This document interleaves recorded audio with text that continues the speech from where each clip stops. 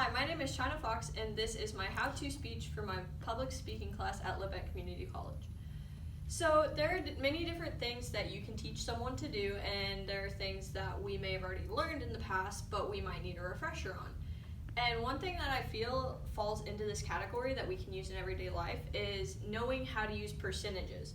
Because you can use percentages in many different things. Shopping is the main one that people think of, or the stock market, or just headlines in the newspaper.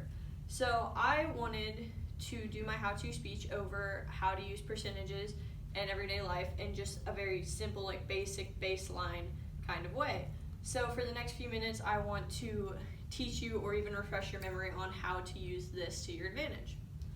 So the main one I think of whenever I hear the word percentage is discounts, because everyone is always excited to get a discount or have a coupon that's like, oh, you get 60% off your clearance item at Walmart. And so I don't think some people realize how they can use that to their advantage, though, because whenever I go out shopping, I think to myself, oh, this says 40% off the market price, so I want to know how much that actually is before I buy it, so I know if I'm getting the best deal that I can. And it can even help if you're combining coupons with a sale they have at the store.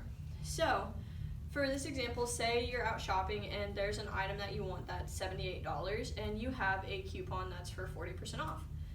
So my immediate thought is to pull out my phone and get on my calculator and just do this simple math in my head real fast, because it's not hard. It doesn't take a full sheet of notebook paper or some complex graphing calculator. You just simply need your phone calculator, and that's all you need. So if we are getting something that is $78 but we get 40% off, it's a very simple start, because with percentages you have your normal number. So our normal number is 40 because we get 40% off. So we're gonna act like there's a decimal right at the back of the 40. So before we can start anything, we have to move that decimal to the front so it looks like we have 0.40. You have to move it twice. So after doing that, you just simply are going to take 0.40 times 78, and that's going to give us 31.2. And I wish I could say, oh, that's the end of the problem. You're only going to pay $31.2, but that's not true, because that's how much you're going to get off. Since we took the 40 times the 78, we're taking what the marked off price is. So the next step for this, again, super simple, even though there's multiple steps, is you're just going to take your baseline price, which for us it's $78, and you're going to subtract this 31.2 to give us $46.8.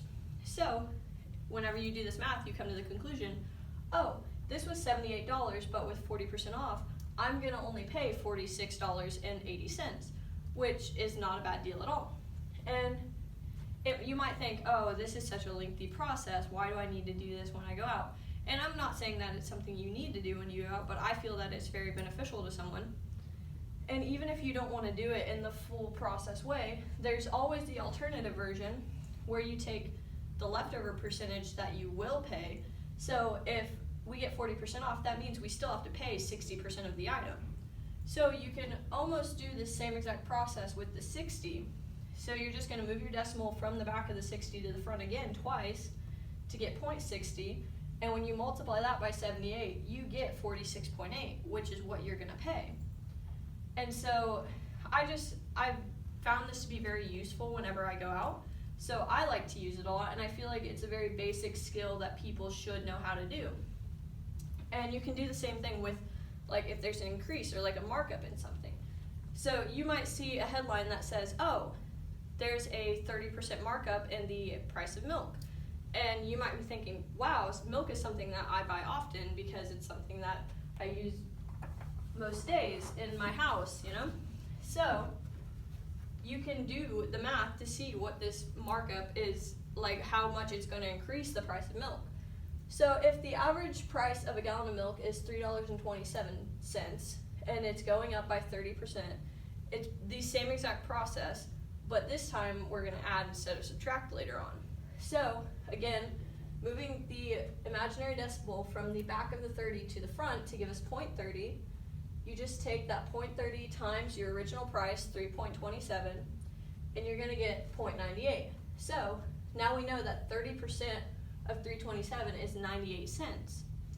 So all we need to do is add that 98 cents to our 327, and we will learn that the new average price of milk is going to be about $4.25 a gallon, which is outrageous. So knowing how to use this skill can really help someone plan ahead too.